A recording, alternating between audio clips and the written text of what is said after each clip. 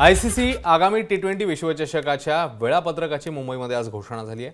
हा विश्वचषक 7 फेब्रुवारी ते 8 मार्च या कालावधीत भारत आणि श्रीलंकेत खेळवण्यात येणार आहे। या विश्वचषकाचा अंतिम सामना 8 मार्चला अहमदाबादमध्ये होणार आहे। या विश्वचषकात भारत आणि पाकिस्तान संघांचा समावेश एकाच गटात करण्यात आला आहे। उभय संघांमधला सामना 15 फेब्रुवारीला कोलंबोत खेळवण्यात येईल, तर विश्वचषकाच्या अ गटात भारत पाकिस्तानसह अमेरिका, नेदरलँड्स आणि नामिबिया संघाचा समावेश आहे।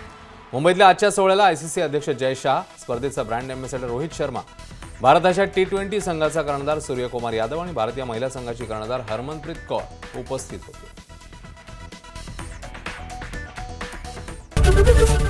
एबीपी माझा, उघडा डोळे बघा नीट।